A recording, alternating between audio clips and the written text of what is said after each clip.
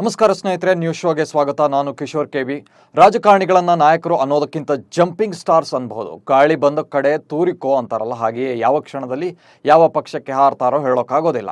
ಇದೀಗ ಈ ಸಾಲಿಗೆ ಮಾಜಿ ಸಿಎಂ ಜಗದೀಶ್ ಶೆಟ್ಟರ್ ಕೂಡ ಸೇರ್ಪಡೆಯಾಗಿದ್ದಾರೆ.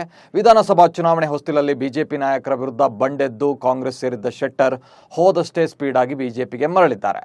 ನಿನ್ನೆ ಮೊನ್ನೆವರೆಗೂ ಕಾಂಗ್ರೆಸ್ ಬಿಡುವ ಮಾತೇ ಇಲ್ಲ ಅಂತ ಇದ್ದ ಶೆಟ್ಟರ್ ದಿಢೀರನೆ ಬಿಜೆಪಿ ಸೇರಿ ಕಾಂಗ್ರೆಸ್ ನಾಯಕರಿಗೆ ಶಾಕ್ ಕೊಟ್ಟಿದ್ದಾರೆ.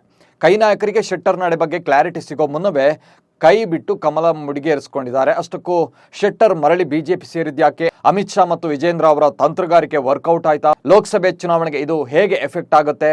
ಕಾಂಗ್ರೆಸ್ ನಾಯಕರು ಈ ಬಗ್ಗೆ ಹೇಳೋದೇನು? ಇವೆಲ್ಲದರ ಬಗ್ಗೆಯೂ ಕಂಪ್ಲೀಟ್ ಆಗಿ ಮಾಹಿತಿ ನೀಡ್ತಾ ಹೋಗ್ತೀನಿ. ನೀವು ಸುದ್ದಿಯಾನದ ಸಬ್ಸ್ಕ್ರೈಬರ್ ಆಗೋಕೆ ಮರಿಬೇಡಿ. ಜನವರಿ 25ರ ಗುರುವಾರ ರಾಜ್ಯ ರಾಜಕೀಯದಲ್ಲಿ ದೊಡ್ಡ ಸಂಚಲನ ಸೃಷ್ಟಿಯಾಗಿದೆ. ಮಾಜಿ ಸಿಎಂ BS ಯಡಿಯೂರಪ್ಪ, ಬಿಜೆಪಿ ರಾಜ್ಯಾಧ್ಯಕ್ಷ ವಿಜಯೇಂದ್ರ ಹಾಗೂ ಕೇಂದ್ರ ಸಚಿವರ ಸಮ್ಮುಖದಲ್ಲಿ ಜಗದೀಶ್ ಶೆಟ್ಟರ್ ಅವರು ಬಿಜೆಪಿಗೆ ಮರು ಸೇರ್ಪಡೆಗೊಂಡಿದ್ದಾರೆ. ಶೆಟ್ಟರ್ ನಿರ್ಧಾರದಿಂದ ಮಧ್ಯ ಕರ್ನಾಟಕ ಹಾಗೂ ಉತ್ತರ ಕರ್ನಾಟಕ ಭಾಗದಲ್ಲಿ ಬಿಜೆಪಿ ಮತ್ತು ಕಾಂಗ್ರೆಸ್ನಲ್ಲಿ ಹಲವು ಲೆಕ್ಕಾಚಾರಗಳು ಶುರುವಾಗಿವೆ. ರಾಜಕೀಯ ರಣತಂತ್ರಗಳು ಹಾಗೂ ಸಮೀಕರಣಗಳು ಬದಲಾಗುವ ನಿರೀಕ್ಷೆ ಇದೆ. ಜೊತೆಯಲ್ಲೇ ಶೆಟ್ಟರ್ ಅವರು ಕಾಂಗ್ರೆಸ್ ತೊರೆಯುವ ನಿರ್ಧಾರವನ್ನು ದಿಢೀರ್ ಅಂತ ಪ್ರಕಟಿಸಿದ್ಯಾಕೆ ಎಂಬ ಬಗ್ಗೆಯೂ ಪ್ರಶ್ನೆ ಕೂಡ ಎದ್ದಿದೆ. ಲೋಕಸಭೆ ಚುನಾವಣೆ ಹೊಸ್ತಿಲಲ್ಲಿ ಕಾಂಗ್ರೆಸ್ಗೆ ಟಕ್ಕರ್ ಕೊಡೋಕೆ ಬಿಜೆಪಿ ತನ್ನ ಹಳೆ ಗೆಳೆಯರಿಗೆ ಗಾಳ ಹಾಕ್ತಾ ಇದೆ. ಹೆಚ್ಚಿನ ಕ್ಷೇತ್ರಗಳಲ್ಲಿ ಗೆಲ್ಲೋಕೆ ಕಾಂಗ್ರೆಸ್ ಸೇರ್ಪಡೆಯಾದ ನಾಯಕರನ್ನ ಮತ್ತೆ ಪಕ್ಷಕ್ಕೆ ಕರೆತರ್ತಾ ಇದೆ.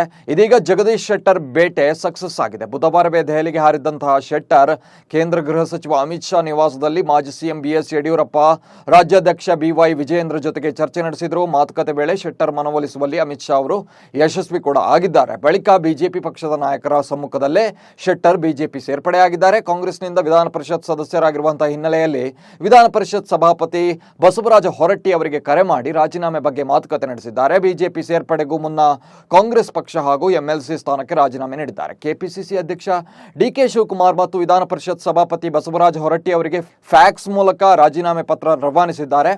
ಜಗದೀಶ್ ಶೆಟ್ಟರ್ ಕಾಂಗ್ರೆಸ್ ತೊರೆದ ವಿಚಾರವಾಗಿ ಕೈ ನಾಯಕರು ಆಕ್ರೋಶಗೊಂಡಿದ್ದಾರೆ. ಹಿರಿಯ ನಾಯಕರು ಅನ್ನೋ ಕಾರಣಕ್ಕೆ ಎಲ್ಲ ಸ್ಥಾನಮಾನ ಕೂಡ ನೀಡಿದ್ರು ಕೂಡ ಶೆಟ್ಟರ್ ಪಕ್ಷ ಬಿಟ್ಟು ಹೋದ್ರು, ನಮ್ಮ ವಿಶ್ವಾಸಕ್ಕೆ ಧಕ್ಕೆ ತಂದ್ರು ಅಂತ DCM DK ಶಿವಕುಮಾರ್ ಹೇಳ್ತಾ ಇದ್ದಾರೆ. ಚುನಾವಣೆಯಲ್ಲಿ ಸೋತ ಶೆಟ್ಟರ್ ಅವರನ್ನ ನಾವು MLC ಮಾಡಿದ್ವಿ, ಆದ್ರೂ ಬಿಟ್ಟು ಹೋದ್ರು ಅಂತ CM ಸಿದ್ದರಾಮಯ್ಯ ಕಿಡಿಕಾರಿದ್ದಾರೆ. ಆದರೆ ಶೆಟ್ಟರ್ ಮಾತ್ರ ಕಾಂಗ್ರೆಸ್ ನನ್ನನ್ನು ಚೆನ್ನಾಗಿ ನಡೆಸ್ಕೊಂಡಿದೆ ಅನ್ನುತ್ತಲೇ ಬಿಜೆಪಿಗೆ ಮರಳಿದ್ದಾರೆ. ಶೆಟ್ಟರ್ ಅವರ ರೀ ಎಂಟ್ರಿಯಿಂದ ಹಲವು ಲೆಕ್ಕಾಚಾರಗಳು ಕೂಡ ಈಗ ಶುರುವಾಗಿವೆ. ಹುಬ್ಬಳ್ಳಿ ಧಾರವಾಡ ಸೆಂಟ್ರಲ್ ವಿಧಾನಸಭಾ ಕ್ಷೇತ್ರ ಬಿಜೆಪಿಯ ಭದ್ರಕೋಟೆಯಾಗಿದೆ. 2008ರಲ್ಲಿ ಅಸ್ತಿತ್ವಕ್ಕೆ ಬಂದಂತಹ ಈ ಕ್ಷೇತ್ರದಿಂದ ಬಿಜೆಪಿ ಪಕ್ಷದಿಂದ ಶೆಟ್ಟರ್ ಸತತವಾಗಿ ಗೆದ್ದು ಬಂದಿದ್ರು. ಆದರೆ 2023ರಲ್ಲಿ ಶೆಟ್ಟರ್ಗೆ ಟಿಕೆಟ್ ನೀಡೋಕೆ ಬಿಜೆಪಿ ಹೈಕಮಾಂಡ್ ನಿರಾಕರಿಸಿತ್ತು. ಇದರಿಂದಾಗಿ ಸಿಟ್ಟಾದಂತಹ ಶೆಟ್ಟರ್ ಬಿಜೆಪಿ ಜೊತೆ ನಂಟು ಕಳೆದುಕೊಂಡು ದಿಢೀರ್ ಅಂತ ಕಾಂಗ್ರೆಸ್ ಸೇರಿ ಕಾಂಗ್ರೆಸ್ ಅಭ್ಯರ್ಥಿಯಾಗಿ ಸ್ಪರ್ಧಿಸಿದ್ರು. ಆದರೆ ಕ್ಷೇತ್ರದ ಮತದಾರರು ಬಿಜೆಪಿ ಅಭ್ಯರ್ಥಿ ಮಹೇಶ್ ತೆಂಗಿನಕಾಯಿ ಅವರನ್ನ ಗೆಲ್ಲಿಸಿದ್ರು. ಇದೀಗ ಬದಲಾದ ಕಾಲಘಟ್ಟದಲ್ಲಿ ಶೆಟ್ಟರ್ ಮತ್ತೆ ಬಿಜೆಪಿಗೆ ಕಾಲಿಟ್ಟಿದ್ದಾರೆ. ಶೆಟ್ಟರ್ ಬಿಜೆಪಿ ಸೇರ್ಪಡೆ ಲೋಕಸಭೆ ಚುನಾವಣೆ ಹೊಸ್ತಿಲಲ್ಲಿ ಹಲವು ರೀತಿಯಲ್ಲಿ ಬಿಜೆಪಿಗೆ ಲಾಭ ತಂದು ಕೊಡುವಂತಹ ಲೆಕ್ಕಾಚಾರಗಳಿವೆ. ಹುಬ್ಬಳ್ಳಿ ಸೆಂಟ್ರಲ್ ವಿಧಾನಸಭಾ ಕ್ಷೇತ್ರ ವ್ಯಾಪ್ತಿಯ ಧಾರವಾಡ ಲೋಕಸಭಾ ಕ್ಷೇತ್ರವನ್ನು ಅವಲೋಕಿಸಿದ್ರೆ ಈ ಕ್ಷೇತ್ರದ ಹಾಲಿ ಸಂಸದ ಪ್ರಹ್ಲಾದ್ ಜೋಶಿ ಕೇಂದ್ರದ ಪ್ರಭಾವಿ ಸಚಿವರು. ಆದರೆ ಈ ಬಾರಿ ಧಾರವಾಡದಿಂದ ಶೆಟ್ಟರ್ ಸ್ಪರ್ಧಿಸಬಹುದೇ ಅನ್ನೋ ಮಾತುಗಳು ಕೂಡ ಕೇಳಿ ಬರ್ತಾ ಇವೆ. ಪ್ರಭಾವಿ ಸಚಿವರಾಗಿರುವಂತಹ ಪ್ರಹ್ಲಾದ್ ಜೋಶಿ ಅವರ ಕ್ಷೇತ್ರ ಬದಲಾವಣೆ ಮಾಡಿ ಧಾರವಾಡದಿಂದ ಲಿಂಗಾಯತ ನಾಯಕ ಶೆಟ್ಟರ್ ಅವರನ್ನ ಕಣಕ್ಕೆ ಇಳಿಸಬಹುದಾ ಅನ್ನೋ ಚರ್ಚೆಗಳು ಶುರುವಾಗಿವೆ. ಶೆಟ್ಟರ್ ಅವರ ಬಿಜೆಪಿ ಸೇರ್ಪಡೆಗೆ ಶಾಸಕ ಮಹೇಶ್ ತೆಂಗಿನಕಾಯಿ ಟಾಂಗ್ ಕೊಟ್ಟಿದ್ದಾರೆ. ಶೆಟ್ಟರ್ ಅನಿವಾರ್ಯತೆ ನಮಗೆ ಇಲ್ಲ ಅಂದಿದ್ದಾರೆ. ಇದಾಗಿಯೂ ಶೆಟ್ಟರ್ ದಿಢೀರನೆ ಬಿಜೆಪಿ ಸೇರೋಕೆ ಕಾರಣ ಲೋಕಸಭಾ ಟಿಕೆಟ್ ಆಫರ್ ಇರಬಹುದೇ ಅನ್ನೋ ಚರ್ಚೆ ಕೂಡ ಈಗಾಗಲೇ ಶುರುವಾಗಿ ಬಿಟ್ಟಿದೆ. ಹಾವೇರಿ ಅಥವಾ ಬೆಳಗಾವಿ ಕ್ಷೇತ್ರದಿಂದ ಸ್ಪರ್ಧಿಸಬಹುದು ಎನ್ನಲಾಗ್ತಾ ಇದೆ. ಆದರೆ ಇವರೆಗೂ ಕೂಡ ಕ್ಲಾರಿಟಿ ಸಿಕ್ಕಿಲ್ಲ. ಇನ್ನು ಶೆಟ್ಟರ್ ಬಿಜೆಪಿ ಸೇರ್ಪಡೆ ನಡುವೆ ಲಕ್ಷ್ಮಣ ಸವದಿ ಕೂಡ ಮರಳಿ ಬಿಜೆಪಿಗೆ ಹೋಗ್ತಾರೆ ಅನ್ನೋ ಸುದ್ದಿ ಕೂಡ ಹರಿದಾಡ್ತಾ ಇದೆ. ಆದರೆ ಸವದಿ ಮಾತ್ರ ಯಾವುದೇ ಗುಟ್ಟು ಬಿಟ್ಟು ಕೊಡ್ತಾ ಇಲ್ಲ. ಒಟ್ಟಾರೆ ಚುನಾವಣೆ ಹೊಸ್ತಿಲಲ್ಲೇ ನಾಯಕರ ಪಕ್ಷಾಂತರ ಪರ್ವ ಶುರುವಾಗ್ತಾ ಇದೆ. ಇದು ಹಲವು ಲೆಕ್ಕಾಚಾರಗಳಿಗೂ ಕೂಡ ಕಾರಣವಾಗ್ತಾ ಇದೆ. ಬಿಜೆಪಿ ಹಾಗೂ JDS ಮೈತ್ರಿ ಬಳಿಕ ಮಂಡ್ಯ ಲೋಕಸಭಾ ಕ್ಷೇತ್ರ ಭಾರೀ ಸದ್ದು ಮಾಡ್ತಾ ಇದೆ. ಸಕ್ಕರೆ ನಾಡು ಬಿಜೆಪಿಗೋ JDSಗೋ ಪಾಲಾಗುತ್ತೋ ಎಂಬ ಚರ್ಚೆ ಕೂಡ ನಡೀತಾನೆ ಇದೆ. ಆದರೆ ಇವೆಲ್ಲಕ್ಕಿಂತಲೂ ಹೆಚ್ಚು ಕುತೂಹಲ ಮೂಡಿಸಿರೋದು ಸಂಸದೆ ಸುಮಲತಾ ಅಂಬರೀಶ್ ನಡೆ. 2019ರ ಲೋಕಸಭೆ ಚುನಾವಣೆಯಲ್ಲಿ ಪಕ್ಷೇತರ ಅಭ್ಯರ್ಥಿಯಾಗಿ ಸ್ಪರ್ಧಿಸಿ ಪ್ರಚಂಡ ಗೆಲುವು ಕಂಡಿದ್ದಂತಹ ಸುಮಲತಾಗೆ ಈ ಸಲ ಗೆಲುವು ಅಷ್ಟು ಸುಲಭವಾಗಿಲ್ಲ. ಬಿಜೆಪಿಗೆ ಬೆಂಬಲ ಘೋಷಿಸಿ ಟಿಕೆಟ್ ಸಿಗುತ್ತೆ ಅಂತ ಕಾಯ್ತಾ ಇದ್ದ ಸುಮಲತಾಗೆ ಜೆಡಿಎಸ್ ಮತ್ತು ಬಿಜೆಪಿ ಮೈತ್ರಿ ಬಿಗ್ ಶಾಕ್ ಕೊಟ್ಟಿತ್ತು. ಇದೇ ಕಾರಣಕ್ಕೆ ಅತಂತ್ರ ಸ್ಥಿತಿಯಲ್ಲಿ ಸಿಲುಕಿದ್ದಾರೆ. ತಮ್ಮ ಮುಂದಿನ ನಡೆ ಬಗ್ಗೆ ನಿರ್ಧಾರ ಮಾಡೋಕೆ ಆಪ್ತರ ಜೊತೆಗೆ ಸಭೆ ಕೂಡ ನಡೆಸಿದ್ದಾರೆ. ವಿಧಾನಸಭಾ ಚುನಾವಣೆ ವೇಳೆ ಬಿಜೆಪಿಗೆ ಬೆಂಬಲ ಘೋಷಿಸಿದ್ದಂತಹ ಸುಮಲತಾ ಅಂಬರೀಶ್ ಲೋಕಸಭೆ ಚುನಾವಣೆಯಲ್ಲಿ ಬಿಜೆಪಿ ಟಿಕೆಟ್ ಆಕಾಂಕ್ಷಿಯಾಗಿದ್ರು. ಬಿಜೆಪಿ ಚಿಹ್ನೆಯಡಿ ಮಂಡ್ಯ ಕ್ಷೇತ್ರದಿಂದ ಸ್ಪರ್ಧೆ ಮಾಡೋದು ಅವರ ಪ್ಲಾನ್ ಆಗಿತ್ತು. ಆದರೆ ಬಿಜೆಪಿ ಮತ್ತು ಜೆಡಿಎಸ್ ಮೈತ್ರಿ ಅವರ ಲೆಕ್ಕಾಚಾರಗಳನ್ನೆಲ್ಲ ಉಲ್ಟಾ ಮಾಡಿದೆ.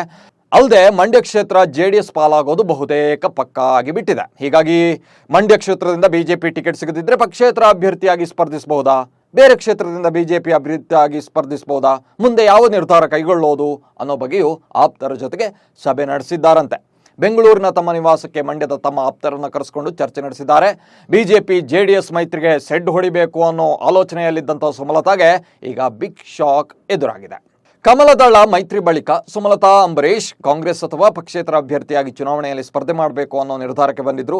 ಆದ್ರೆ ಈಗ ಸುಮಲತಾ ಅಂಬರೀಶ್ ಪಡೆಯಲ್ಲಿ ಎರಡು ಭಾಗವಾಗಿದೆ ಅಂತ ಹೇಳಲಾಗ್ತಾ ಇದೆ. ಒಂದು ಬಣ ತಮ್ಮ ನಾಯಕಿಯ ನಿರ್ಧಾರಕ್ಕೆ ನಿಂತರೆ ಮತ್ತೊಂದು ಬಣ ಮೈತ್ರಿ ಪರ ನಿಂತಿದ್ದಂತೆ. ಇದೇ ಕಾರಣಕ್ಕೆ ಎಲ್ಲ ಆಪ್ತರನ್ನು ಕೂಡ ಮನೆಗೆ ಕರೆಸಿ ಚರ್ಚೆ ಮಾಡಿದ್ದಾರೆ. ಆದರೂ ಕೂಡ ಸುಮಲತಾ ಮುಂದೆ ಸಾಲು ಸಾಲು ಸವಾಲುಗಳಿವೆ. ಲೋಕಸಭೆ ಚುನಾವಣೆ ಸುಮಲತಾ ಇಷ್ಟೊಂದು ತಲೆ ಕೆಡಿಸ್ಕೊಳ್ಳೋಕೆ ಕಾರಣವೂ ಇದೆ. ಯಾಕಂದರೆ 2019 ಲೋಕಸಭೆ ಸಮರಕ್ಕೂ 2024 ಸಮರಕ್ಕೂ ಸಾಕಷ್ಟು ವ್ಯತ್ಯಾಸವಿದೆ. ಕಳೆದ ಬಾರಿ ಕಾಂಗ್ರೆಸ್ ಮತ್ತು ಜೆಡಿಎಸ್ ಮೈತ್ರಿ ಮಾಡ್ಕೊಂಡಿದ್ವು. ಬದಲಾದ ರಾಜಕೀಯದಲ್ಲಿ ಜೆಡಿಎಸ್ ಮತ್ತು ಬಿಜೆಪಿ ನಡುವೆ ಮೈತ್ರಿ ಆಗಿದೆ. ಜನರ ಅಭಿಪ್ರಾಯಗಳು ಕೂಡ ಚೇಂಜ್ ಆಗಿದೆ. ಕ್ಷೇತ್ರದ ಅಭಿವೃದ್ಧಿ ಕ್ಷೇತ್ರದಲ್ಲಿ ಸಂಚಾರ, ಸ್ಥಳೀಯ ನಾಯಕರ ಜೊತೆಗಿನ ಸಾಮರಸ್ಯ ಸೇರಿದಂತೆ ಹಲವು ವಿಚಾರಗಳಲ್ಲಿ ಸುಮಲತಾ ವಿರುದ್ಧ ಹಲವು ಆರೋಪಗಳು ಕೂಡ ಇವೆ. ಹೀಗಾಗಿ ಪಕ್ಷೇತರ ಅಭ್ಯರ್ಥಿಯಾಗಿ ಸ್ಪರ್ಧಿಸಿದ್ರು ಕೂಡ ಈ ಸಲ ಮಂಡ್ಯ ಮತದಾರರು ಸುಮಲತಾ ಅವರ ಕೈ ಹಿಡಿತಾರಾ ಅಂತ ಹೇಳೋಕೆ ಆಗೋದಿಲ್ಲ. ಹೋಗ್ಲಿ, ಕಡೆ ಪಕ್ಷ ಬಿಜೆಪಿ ಟಿಕೆಟ್ ಸಿಗದಿದ್ರೆ ಕಾಂಗ್ರೆಸ್ನಿಂದಾದರೂ ಸ್ಪರ್ಧಿಸೋಣ ಅಂದರೆ ಅದು ಕೂಡ ವರ್ಕೌಟ್ ಆಗುತ್ತೆ ಅಂತ ಹೇಳೋಕ್ಕಾಗೋದಿಲ್ಲ. ಜಿಲ್ಲೆಯ ಹಲವು ಕಾಂಗ್ರೆಸ್ ನಾಯಕರು ಮತ್ತು ಸುಮಲತಾ ನಡುವೆ ಭಿನ್ನಾಭಿಪ್ರಾಯಗಳಿವೆ. ಸುಮಲತಾ ಕಾಂಗ್ರೆಸ್ಗೆ ಸೇರೋದು ಸ್ಥಳೀಯ ನಾಯಕರಿಗೆ ಒಪ್ಪಿಗೆ ಇಲ್ಲ. ಇನ್ನು ಜೆಡಿಎಸ್ ಅಂತೂ ಸುಮಲತಾ ವಿರುದ್ಧ ಸೇಡು ತೀರಿಸಿಕೊಳ್ಳೋಕೆ ಹವಣಿಸ್ತಾ ಇದೆ. 2019ರಲ್ಲಿ ನಿಖಿಲ್ ಕುಮಾರಸ್ವಾಮಿಯನ್ನ ಸೋಲಿಸಿದ್ದ ಸುಮಲತಾಗೂ ಸೋಲಿನ ಪಾಠ ಕಲಿಸಬೇಕು ಅಂತ ಕುಮಾರಸ್ವಾಮಿ ಕೂಡ ಭರ್ಜರಿ ಕಸರತ್ತು ನಡೆಸ್ತಾ ಇದ್ದಾರೆ. ಎಲ್ಲ ಕಾರಣಗಳಿಂದಾಗಿ ಸುಮಲತಾಗೆ ಕ್ಷೇತ್ರದಲ್ಲಿ ಹಲವು ಸವಾಲುಗಳು ಎದುರಾಗಿವೆ. ಕಳೆದ ಬಾರಿ ಪಕ್ಷೇತರ ಅಭ್ಯರ್ಥಿಯಾಗಿದ್ದಂತಹ ಸುಮಲತಾ ಮತ್ತು ಕಾಂಗ್ರೆಸ್ ಜೆಡಿಎಸ್ ಮೈತ್ರಿ ಅಭ್ಯರ್ಥಿಯಾಗಿದ್ದ ನಿಖಿಲ್ ಕುಮಾರಸ್ವಾಮಿ ನಡುವೆ ನೇರ ಕಾಳಗ ನಡೆದಿತ್ತು. ಸುಮಲತಾ ಪರ ದರ್ಶನ್ ಮತ್ತು ಯಶ್ ಜೋಡೆತ್ತುಗಳಾಗಿ ನಿಂತಿದ್ರೆ, ನಿಖಿಲ್ ಪರ ಅಂದಿನ ಮುಖ್ಯಮಂತ್ರಿ HD ಕುಮಾರಸ್ವಾಮಿ ಮತ್ತು DK ಶಿವಕುಮಾರ್ ಅಬ್ಬರಿಸಿದ್ರು. ಮಂಡ್ಯದ ದಶ ದಿಕ್ಕುಗಳಲ್ಲೂ ಕೂಡ ಪ್ರತಿಷ್ಠೆಯ ಕಹಳೆ ಮೊಳಗಿತ್ತು. ಇದೀಗ ಮತ್ತೊಮ್ಮೆ ಮಂಡ್ಯ ರಣರಂಗವಾಗೋದು ಫಿಕ್ಸ್ ಆಗಿಬಿಟ್ಟಿದೆ. ಸುಮಲತಾ ನಡೆ ಏನು ಎಂಬುದರ ಬಗ್ಗೆ ಮಂಡ್ಯದ ಚುನಾವಣೆಯ ರೋಚಕತೆ ಕೂಡ ಅಡಗಿದೆ. ನಟ ದರ್ಶನ್ ಪತ್ನಿ ವಿಜಯಲಕ್ಷ್ಮಿ ನಟಿ ಪವಿತ್ರ ಗೌಡ ವಿರುದ್ಧ ಕಾನೂನು ಕ್ರಮ ಕೈಗೊಳ್ಳೋದಾಗಿ ಎಚ್ಚರಿಕೆ ನೀಡಿದ್ದಾರೆ. ವಿಜಯಲಕ್ಷ್ಮಿ ಅವರು ದರ್ಶನ್ ಹಾಗೂ ತಮ್ಮ ಪುತ್ರ ವಿನೀತ್ ಜೊತೆಗಿನ ಚಿತ್ರವೊಂದನ್ನು ಸಾಮಾಜಿಕ ಜಾಲತಾಣದಲ್ಲಿ ಹಂಚಿಕೊಂಡು ಕುಟುಂಬವೇ ಇಲ್ಲ ಎಂದು ಕ್ಯಾಪ್ಷನ್ ನೀಡಿದ್ರು. ಅದಾದ ಕೆಲವೇ ಹೊತ್ತಿನಲ್ಲಿ ಪವಿತ್ರ ಗೌಡ ಸಹ ತಮ್ಮ ಹಾಗೂ ದರ್ಶನ್ ಅವರ ಹಲವು ಚಿತ್ರಗಳನ್ನು ಸಾಮಾಜಿಕ ಜಾಲತಾಣದಲ್ಲಿ ಹಂಚಿಕೊಂಡು ನಮ್ಮ ಸಂಬಂಧಕ್ಕೆ 10 ವರ್ಷವಾಯಿತು, ಇನ್ನೂ ಹಲವು ವರ್ಷ ಜೊತೆಗೆ ಸಾಗಬೇಕು ಅಂತ ಕ್ಯಾಪ್ಷನ್ ನೀಡಿದ್ರು. ಇದರಿಂದ ಸಿಟ್ಟಾದ ವಿಜಯಲಕ್ಷ್ಮಿ ಸಾಮಾಜಿಕ ಜಾಲತಾಣದಲ್ಲಿ ಆಕ್ರೋಶ ಹೊರಹಾಕಿದ್ದಾರೆ. ಕಾನೂನು ಕ್ರಮ ಕೈಗೊಳ್ತೇನೆ ಅಂತ ಹೇಳಿದ್ದಾರೆ.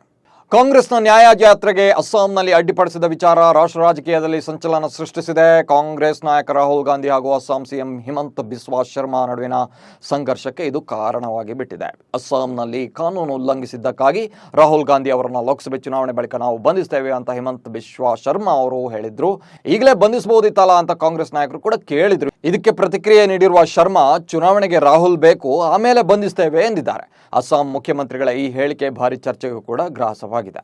ಇಂಡಿಯಾ ಮೈತ್ರಿಕೂಟದಲ್ಲಿ ಎಲ್ಲವೂ ಸರಿಯಿಲ್ಲ ಅನ್ನೋದು ಪದೇ ಪ್ರೂವ್ ಆಗ್ತಾನೇ ಇದೆ. ಕಾಂಗ್ರೆಸ್ ನಾಯಕ ರಾಹುಲ್ ಗಾಂಧಿ ನೇತೃತ್ವದಲ್ಲಿ ಬಿಹಾರದಲ್ಲಿ ನಡೆಯಲಿರುವ ಭಾರತ್ ಜೋಡೋ ನ್ಯಾಯಯಾತ್ರೆಯಲ್ಲಿ ಬಿಹಾರ ಸಿಎಂ ನಿತೀಶ್ ಕುಮಾರ್ ಪಾಲ್ಗೊಳ್ಳದೇ ಇರೋಕೆ ನಿರ್ಧರಿಸಿದ್ದಾರೆ. ರಾಮ ಮಂದಿರದ ಉದ್ಘಾಟನೆಯಿಂದಾಗಿ ಅಯೋಧ್ಯೆಯಲ್ಲಿ ಮಾತ್ರವಲ್ಲದೆ ರಾಷ್ಟ್ರಾದ್ಯಂತ ಹಬ್ಬದ ಸಂಭ್ರಮ ಮನೆ ಮಾಡಿದೆ.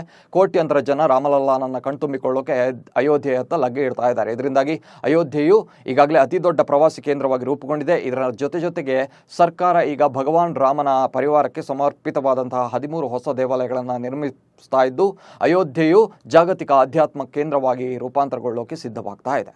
ಎಕ್ಸ್ಪ್ರೆಸ್ ವೇಯಲ್ಲಿ ಗುರುವಾರ ಸಂಭವಿಸಿದ ಭೀಕರ ರಸ್ತೆ ಅಪಘಾತದಲ್ಲಿ ಶ್ರೀಲಂಕಾದ ರಾಜ್ಯ ಸಚಿವ ಸನತ್ ನಿಶಾಂತ ಮತ್ತು ಅವರ ಭದ್ರತಾ ಅಧಿಕಾರಿ ಸೇರಿ 3 ಸಾವನ್ನಪ್ಪಿದ್ದಾರೆ. ಸಚಿವರ ಕಾರು ಕಂಟೈನರ್ ವಾಹನಕ್ಕೆ ಡಿಕ್ಕಿ ಹೊಡೆದ ಬಳಿಕ ರಸ್ತೆ ವಿಭಜಕಕ್ಕೆ ಡಿಕ್ಕಿ ಹೊಡೆದ ಪರಿಣಾಮ 3 ಕೂಡ ಮೃತಪಟ್ಟಿದ್ದಾರೆ.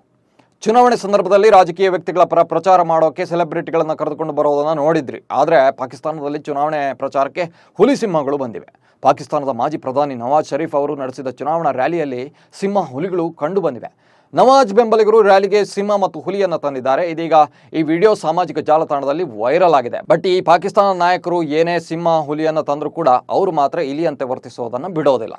ಬಾಂಗ್ಲಾದೇಶ ಕ್ರಿಕೆಟ್ ತಂಡದ ನಾಯಕ ಶಕೀಬ್ ಉಲ್ ಹಸನ್ ದೃಷ್ಟಿ ಸಮಸ್ಯೆಯಿಂದ ಬಳಲುತ್ತಿದ್ದಾರೆ ಎಂಬ ಸುದ್ದಿ ಕೆಲವು ದಿನಗಳ ಹಿಂದೆ ವರದಿಯಾಗಿತ್ತು. ಆದ್ರೀಗ ಪ್ರಸ್ತುತ ವಿಶ್ವದ ನಂಬರ್ 1 ಆಲ್ರೌಂಡರ್ ಶಾಶ್ವತ ಕುರುಡುತನಕ್ಕೊಳಗಾಗುವ ಭೀತಿಯಲ್ಲಿದ್ದಾರೆ. ಬಾಂಗ್ಲಾ ನಾಯಕ ಶಕೀಬ್ ಅವರ ಎಡಗಣ್ಣಿನ ರೆಟಿನಾದಲ್ಲಿ ಸಮಸ್ಯೆ ಕಂಡುಬಂದಿದೆ. ಇದರಿಂದಾಗಿ ಅವರ ಎಡಗಣ್ಣಿನಲ್ಲಿ ದೃಷ್ಟಿದೋಷ ಕಂಡುಬಂದಿದೆ ಅಂತ ಬಾಂಗ್ಲಾದೇಶ ಕ್ರಿಕೆಟ್ ಮಂಡಳಿ ಮಾಹಿತಿ ಹಂಚಿಕೊಂಡಿದೆ. ಇನ್ನು ನೀವು ನಮ್ಮ ಸುದ್ದಿಯಾನ ಚಾನಲ್ನಲ್ಲಿ ಜಾಹೀರಾತು ನೀಡಬಹುದು. ಜಾಹೀರಾತು ನೀಡೋಕೆ 9110295814 ನಂಬರ್ಗೆ ವಾಟ್ಸಪ್ ಮಾಡಿ. ನಿಮ್ಮ ಪ್ರೀತಿ ಪಾತ್ರರಿಗೆ ಸುದ್ದಿಯಾನದ ಜೊತೆಗೆ ಶುಭ ಕೋರಿ ನಮಸ್ಕಾರ.